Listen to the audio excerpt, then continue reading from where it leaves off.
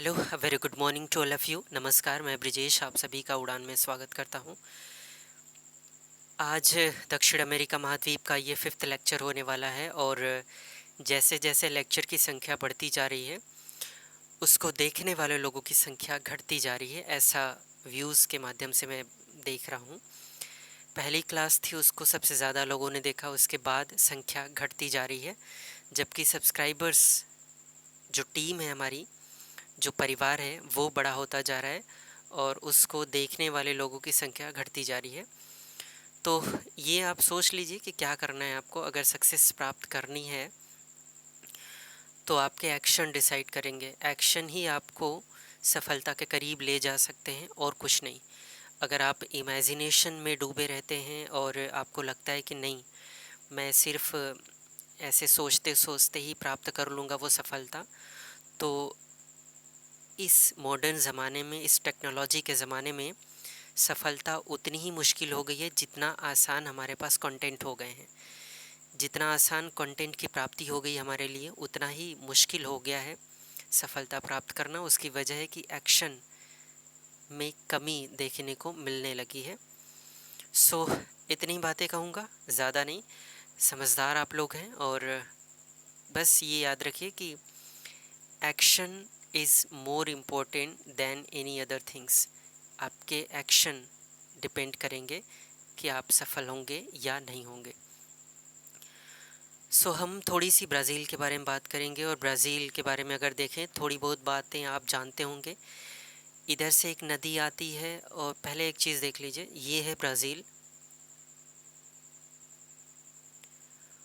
और ब्राज़ील से देखिए दो देश अलग कलर में किए गए हैं, उनको आप देखिए। एक है ये देश, याद है आपको। एक चीज़ और, जिन लोगों को लग रहा है कि ये कौन से देश हैं, उनको नहीं पता चल रहा है कि सर क्लास में कंट्री कौन सी बता क्यों नहीं रहे। उसकी वजह है कि पहले ही हम लोगों ने कंट्री को कवर कर लिया है। अगर आपको पता करना है कि ये कौन सा कंट्री है, ये कौन सी कंट्री है, तो उसके लिए आपको पहले की क्लासेस देखनी पड़ेंगी। सो हम देख रहे हैं यहाँ पे कौन सा देश है, ये इक्वाडोर है। और इक्वाडोर के अलावा ये जो देश आपको दिख रहा है वो है चिली। इसका मतलब ये जो कलर हैं वो इस बात का संकेत है कि ब्राज़ील की सीमा सिर्फ इन्हीं दो देशों को टच नहीं कर रही है, चिली को और इक्वाडोर को। बाकी ऐसा कोई भी देश इस महाद्वीप में नहीं है जो ब्राज़ील के साथ अपनी सीमा साझा नहीं कर रहा हो। आप देख सकते हैं Venezuela, Guyana, French Guiana, Guyana, Suriname, French Guiana. इसके अलावा इधर कोलंबिया है, Peru, Bolivia, Paraguay, Argentina, Uruguay. ये वो सारे देश हैं जो अपनी सीमा ब्राज़ील के साथ शेयर करते हैं। एक नदी यहाँ से निकलती है, मैंने आपको नदी के बारे में बताया था, और वो नदी इसी मानोस शहर से होकर गुज़रती है। फिर इसका मुहाना यहाँ पे आपको मिलेगा। और मानोस शहर किन दो नदियों के जंक्शन पर था, तो ये वो नदी थी। ये नदी है निग्रो नदी और ये है अमेज़न नदी। अमेज़न नदी और निग्रो नदी के जंक्शन पर आपको मिलेगा मानोस शहर। और मानोस शहर में क्या करते हैं, इस आसपास से जो भी रबड़ इकट्ठा किए जाते हैं वो सब लाके इसी मानोस शहर में एकत्र किए जाते हैं। उसके बाद अमेज़न नदी से होते हुए वो इस बंदरगाह पर ले आते हैं। ये बेलम जो है वो बंदरगाह है, यहाँ पे तट पे है बिल्कुल। और यहीं से फिर बेलम से ही क्या करते हैं, रबड़ का निर्यात कर देते हैं। तो ये मानव शहर रबड़ संग्रहण केंद्र है, बेलम रबड़ निर्यात बंदरगाह है। और हम ब्राज़ील के बारे में बात कर रहे हैं। ब्राज़ील विश्व में क्षेत्रफल की दृष्टि से 5वां सबसे बड़ा देश है। दक्षिण अमेरिका महाद्वीप का सबसे बड़ा देश है, क्योंकि हम इस कॉन्टिनेंट की बात करें तो सबसे बड़ा जो देश दिख रहा है वो ब्राज़ील ही है। इसका नाम क्यों पड़ा है, ब्राज़ील एक वृक्ष पाया जाता है, उसी के नाम पर इस देश का नाम ब्राज़ील पड़ा। और ये रबड़ निर्यात केंद्र बेलम। ये आप देखिए, ये पत्तों के जैसा आपको कुछ वृक्ष नज़र आ रहे हैं। ये क्या है, ये है ब्राज़ील में कॉफ़ी के बागान। ब्राज़ील को कॉफ़ी का घर कहते हैं। जस्ट मिनट, ये देखिए ब्राज़ील, ये है कॉफ़ी के बागान। ब्राज़ील में कॉफ़ी के बागान बहुत हैं, तो वो कॉफ़ी के बागान ये हैं। और कॉफ़ी के बागान को ब्राज़ील में कहते क्या हैं? फजेंडा। इस नाम से सवाल एग्ज़ाम में कई बार पूछा गया है कि फजेंडा क्या है, या ब्राज़ील में कॉफ़ी के बागानों को क्या कहते हैं। तो ये क्या कहते हैं? फजेंडा कहते हैं। उसके अलावा ब्राज़ील को कॉफ़ी का घर भी कहते हैं। फिर क्या करते हैं, ये एक प्लेस आपको दिख रहा है, ब्राज़ील का एक शहर है जिसका नाम क्या है? Sao Paulo. जो भी कॉफ़ी तोड़े जाते हैं या जो भी कॉफ़ी एकत्र किए जाते हैं वो पहले साओ पोलो में लाए जाते हैं। उसके बाद यहाँ से क्या करते हैं, ट्रेन के माध्यम से इसको बंदरगाह पर ले आते हैं। और ये बंदरगाह क्या है? बंदरगाह का नाम क्या है? सैंटोस बंदरगाह। इसको कॉफ़ी बंदरगाह के नाम से भी जानते हैं। तो साओ पोलो से सैंटोस बंदरगाह पर लाने के लिए क्या करते हैं? ट्रेन का इस्तेमाल करते हैं। और जिस ट्रेन का इस्तेमाल करते हैं उसको क्या बोलते हैं? Coffee rail. क्योंकि ये कॉफ़ी लेकर आती है तो उसको बोलते हैं कॉफ़ी रेल। और ये कहाँ से कहाँ तक चलती है? साओ पोलो से सैंटोस बंदरगाह तक आती है। तो ये हमने बात करी कॉफ़ी रेल की। तो ब्राज़ील में कॉफ़ी के बागानों को कहते हैं फजेंडा। ब्राज़ील को कॉफ़ी का घर कहते हैं। और ब्राज़ील को साओ पोलो में पहले एकत्र करते हैं, उसके बाद सैंटोस बंदरगाह पर ले आते हैं, यहाँ से निर्यात कर दे जाते हैं। सैंटोस बंदरगाह को कॉफ़ी बंदरगाह भी कहते हैं। और इन दो शहरों के बीच में जो रेल चलती है, जो ट्रेन चलती है, उसको कहते हैं कॉफ़ी रेल।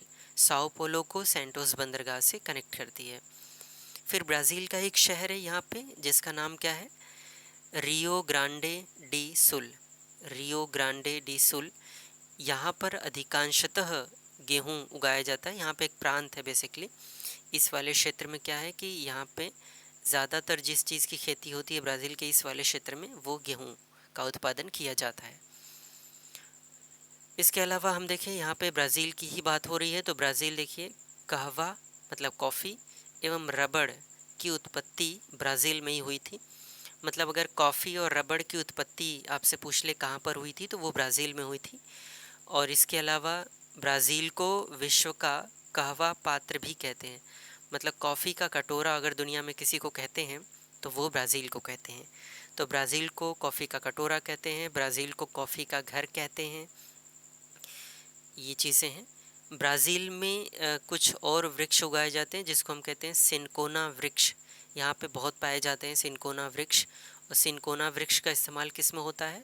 मलेरिया की दवा बनाने के लिए किया जाता है। तो ये हमने ब्राज़ील के बारे में बात करी है, आपको याद होना चाहिए। काफ़ी एग्ज़ाम में कॉफ़ी का ये सवाल पूछता है, तो आपको ध्यान रहना चाहिए। आगे चलते हैं हम लोग और देखते हैं अब क्या है। तो ये देखिए, ब्राज़ील में एक क्षेत्र है जिसको हम कहते हैं अमापा क्षेत्र, या इसको बोलते हैं अमापा खान। अमापा खान। और ये अमापा खान किसके लिए प्रसिद्ध है? मैंगनीज़ के उत्पादन का क्षेत्र है। ब्राज़ील मैंगनीज़ के उत्पादन में टॉप पे है। मतलब मैंगनीज़ का उत्पादन ब्राज़ील में सर्वाधिक होता है, दुनिया में सबसे ज़्यादा है। और ब्राज़ील में एक यहाँ पे आपको बंदरगाह दिख रहा है जिसका नाम क्या है? रेसीफे। रेसीफे ये चीनी निर्यात का केंद्र है, क्योंकि आपको पता होगा ब्राज़ील में गन्ने का उत्पादन खूब होता है, तो यहाँ से चीनी का निर्यात होता है।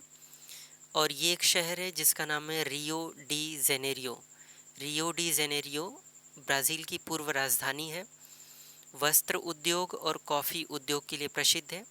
इसके अलावा रियो डी जेनेरियो में एक बहुत ही महत्वपूर्ण एनवायरनमेंट से संबंधित मीटिंग हुई थी जिसका नाम है, जो हुई थी वो 1992 में हुई थी।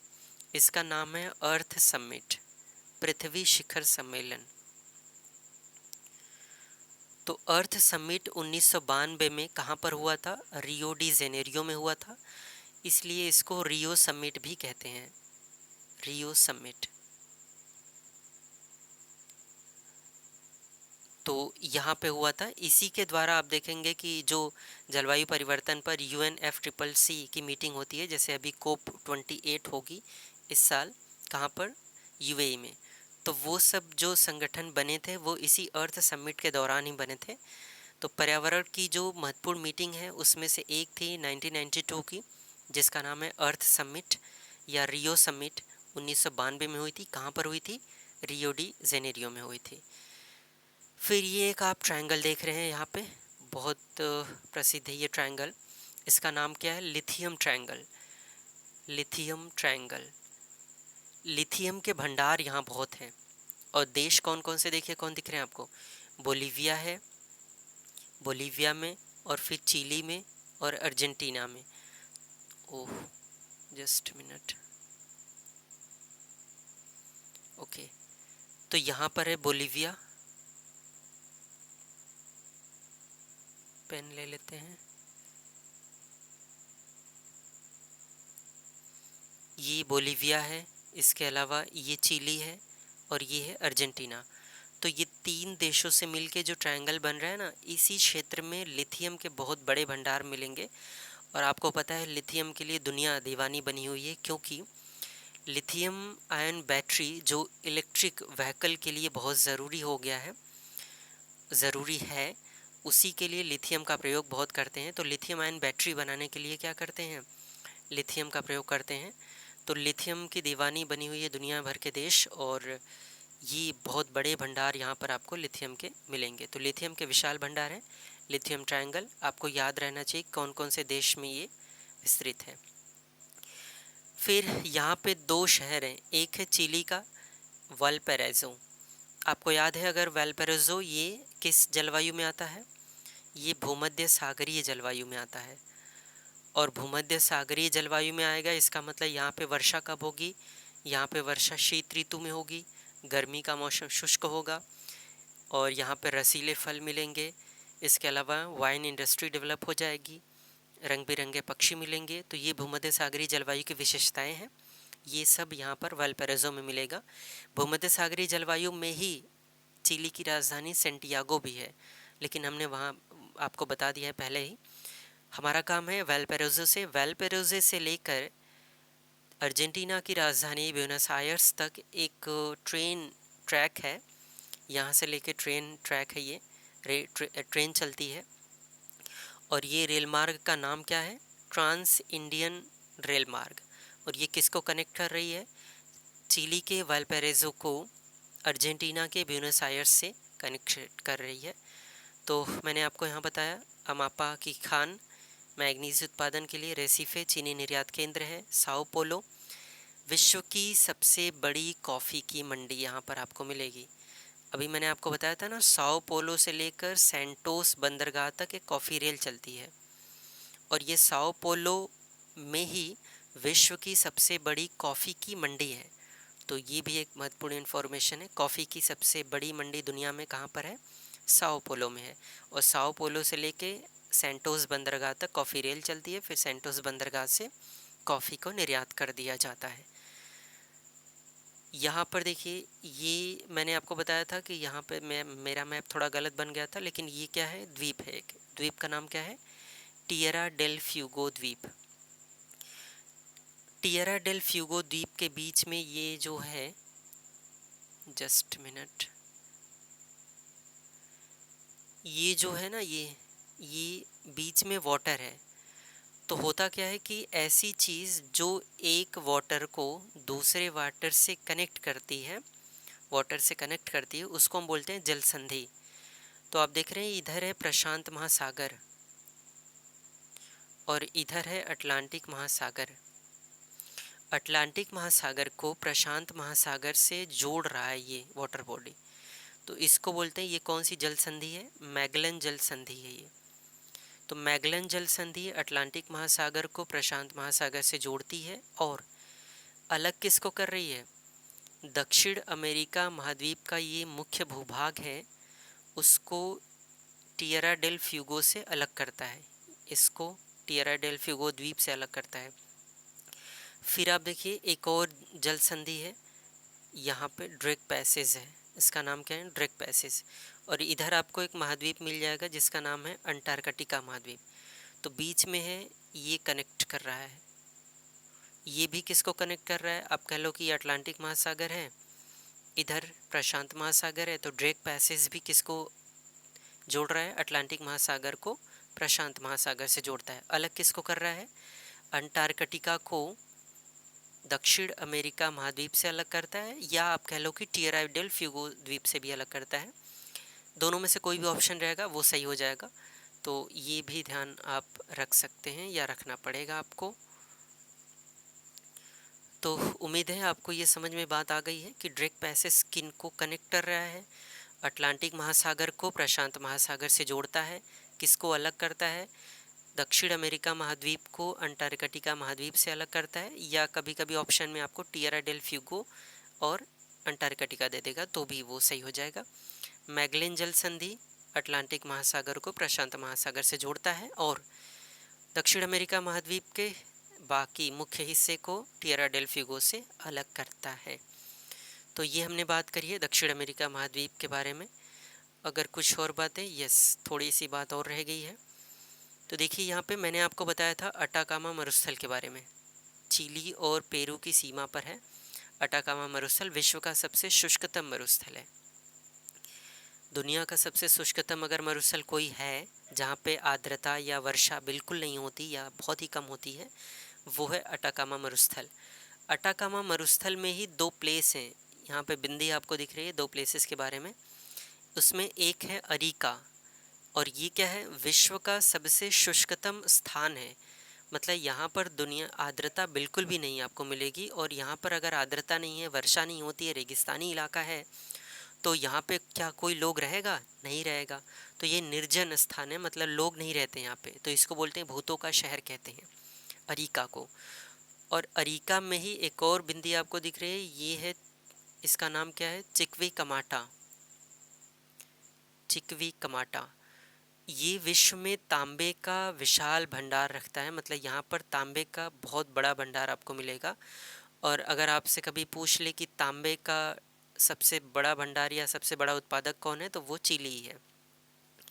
चिली तांबे के उत्पादन में टॉप पे है, नंबर 1 है, तांबे का उत्पादन करता है चिली।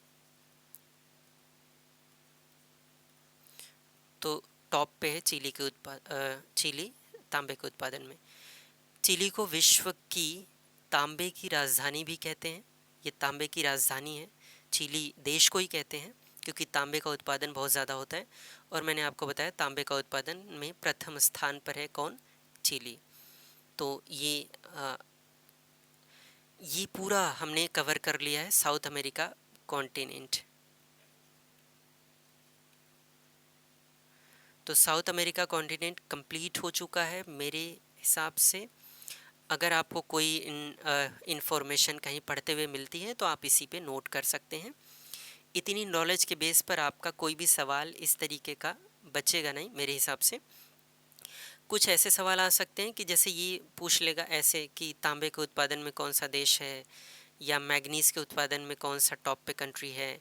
ऐसे सवाल अगर हैं तो खनिजों के सवाल आगे हम लोग करेंगे एक मैप पे पूरी दुनिया भर के, वहाँ से भी कर सकते हैं, या अपने से आप थोड़ा बहुत ऐसी फैक्ट या जो रिपोर्ट्स आती हैं उनसे भी कवर कर सकते हैं। अब हम एक बार देखेंगे चित्र जो जो हमने पढ़े हैं उनके बारे में पढ़ेंगे। देखिए ऐसा आपको दिखेगा अमेज़न के जंगल में, ये अमेज़न के जो जंगल आपको दिखेंगे वो कुछ ऐसा ही नज़र आएगा। तो ये अमेज़न के जंगल ऐसा ये अमेज़न के जंगल हैं। और ये कौन सी नदी है बताइए तो, कौन सी नदी है? अमेज़न नदी। बिल्कुल इसी जंगल से होकर गुजरती है अमेज़न नदी।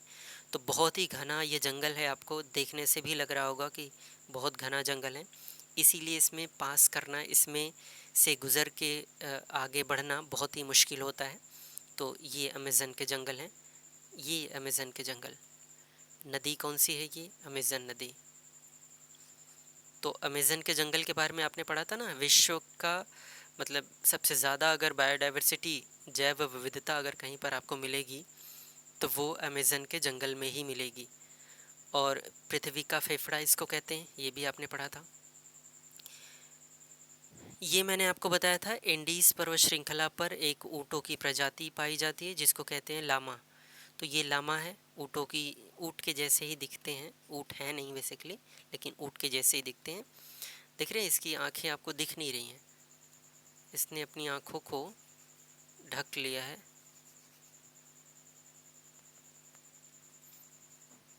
क्या करेंगे अब, आजकल के ज़माने में तो अच्छे अच्छे डिज़ाइन वाले बाल काटे जा रहे हैं। इनके भी कोई बाल काट दे तब ना आँख दिखेगी इनकी। सो ये लामा है, इस तरीके के दिखते हैं, आपको इंडीज़ पर्वत श्रृंखला पर दिखेंगे। सी इंडीज़ लामा। ओके, आगे चलते हैं। ये याद है आपको, विश्व का सबसे ऊंचा जलप्रपात, क्या नाम है इसका? एंजल जलप्रपात। एंजल जलप्रपात है ये। तो कहाँ पर याद है आपको, कहाँ पे है? वेनेजुएला में। और किस नदी पर? कैरो नदी पर। कैरो नदी किसकी सहायक नदी है? ओरिनिको नदी की सहायक नदी है। तो कैरो नदी पर है विश्व का सबसे ऊंचा जलप्रपात, एंजल जलप्रपात, वेनेजुएला में। सी एंजल जलप्रपात। ये अटाकामा मरुस्थल।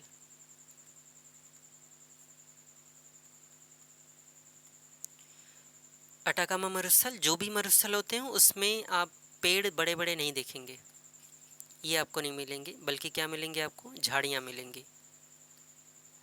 उसकी वजह है कि यहाँ पर आर्द्रता होती नहीं है, और आर्द्रता नहीं होगी तो जो भी पौधे होंगे उनके पास पानी कम होगा, और पानी कम होगा तो ये क्या करते हैं, अपने पास पत्तियाँ नहीं रखते, क्योंकि उसकी वजह से क्या होगा? वाष्पीकरण की क्रिया होगी और उनका पानी जो भी होगा वो वाष्पीकृत हो जाएगा। तो इसलिए क्या करते हैं, ये अपने आप को या तो कटीले कटीले कटीले जो भी इनके पत्तियां होंगे उसमें अपने आप को बदल लेते हैं, या कांटे खुद बन जाते हैं। तो ये झाड़ियाँ आपको मिलेंगी, और जीव जंतु आपको बहुत ही कम मिलेंगे, क्योंकि वाटर आपको यहाँ मिलेगा नहीं ज़्यादा। तो बिना वाटर के तो जीवन भी उतना संभव नहीं हो पाता। ये अटाकामा मरुस्थल, ये आप देख रहे हैं, ऐसे पेड़ पौधे आपको मिलेंगे इस मरुस्थल में। ऐसा नहीं कि अटाकामा मरुस्थल में ही ऐसे पौधे मिलते हैं, किसी भी मरुस्थल में ऐसे ही पौधे आपको मिलेंगे। वहाँ की पत्तियाँ अपने आप को कांटों में बदल लेती हैं, क्योंकि वाष्पीकरण कम से कम उनको रखना होता है। तो ये अटाकामा मरुस्थल विश्व का सबसे शुष्कतम मरुस्थल चिली और पेरू की बाउंड्री पर आपको मिलेगा। ये है इंडीज़ पर्वत श्रृंखला, विश्व की सबसे लंबी पर्वत श्रृंखला आपको मिलेगी दक्षिण अमेरिका महाद्वीप में, इंडीज़ पर्वत श्रृंखला। ये भी इंडीज़ पर्वत श्रृंखला का ही हिस्सा है। ये याद है कौन सी झील है आपको मिलेगी? कौन सी झील है? टिटिकाका झील। टिटिकाका झील विश्व की सबसे ऊंची नौकागम्य झील है। इसमें देखिए नाव चलाई जा रही है, बहुत बड़ी है, तो नाव चलाई जा सकती है उतनी ऊंचाई पर, तो ये एक संभव है। तो टिटिकाका झील विश्व की सबसे ऊंची नौकागम्य झील है। ये ऐसे लोग अपना नाव में घूमते रहते हैं। ये कॉफ़ी के बागान, कॉफ़ी के बागान कहिए या ब्राज़ील की भाषा में कहें तो ये क्या है? फजेंडा। और ये आपकी कॉफ़ी प्यारी सी। ये कौन है? ये हैं जाइन पांडा, सॉरी जाइन टर्टल, कछुए। बहुत बड़े बड़े कछुए आपको मिलेंगे कहाँ पर? ये कछुए आपको मिलेंगे गैला पैगोज या पैगोज द्वीप पर। इतने बड़े कछुओं की खोज तब हुई जब, आपको पता है, चार्ल्स डार्विन का आपने नाम सुना है? Charles Darwin. चार्ल्स डार्विन ने अपनी रिसर्च का बहुत सारा हिस्सा किस द्वीप पर किया था? रिसर्च अपनी किस द्वीप पर की? गैलापागोस द्वीप पर, जो इक्वाडोर का है, प्रशांत महासागर में है। इसी द्वीप पर वो अपनी रिसर्च करने जब गए तो उनको बहुत बड़े बड़े कछुए नज़र आए। तब ये पता चला कि गैलापागोस द्वीप पर जो कछुए पाए जाते हैं बहुत बड़े हैं। तो ये जाइन टर्टल हैं, आपको मिलेंगे कहाँ पे? गैलापागोस द्वीप पर। और कभी आपसे पूछ ले चार्ल्स डार्विन ने अपना रिसर्च बहुत सारा कहाँ पे किया था, तो इसी गैलापागोस द्वीप में ही किया था। ऐसे जीव जंतु आपको मिलेंगे यहाँ पे। गिरगिट की प्रजाति है, बहुत बड़ी बड़ी प्रजातियाँ। ये कुछ जंतु हैं, ये जाइन टर्टल, कछुआ। सो हमने अब साउथ अमेरिका महाद्वीप कंप्लीट कर लिया है। अब हम लोग करेंगे क्वेश्चंस, जो भी 100 क्वेश्चन हैं वो हम लोग सॉल्व करेंगे और आपको मैं पीडीएफ भेज दूंगा। और मैं अपना टेलीग्राम नंबर शेयर कर दूंगा आपको, या डिस्क्रिप्शन में दे दूंगा। वहाँ से आप टेलीग्राम पे ज्वाइन करके वो जो भी पीडीएफ होगी वो आपको, ये सारी पीडीएफ आपको मिल जाएगी। आप इसकी कलर प्रिंटिंग करवा सकते हैं या खुद ऐसे ही निकलवा के नोट्स बना सकते हैं, और बाकी 100 क्वेश्चन की पीडीएफ भी आपको मिल जाएगी। So that's all for today. Thank you very much.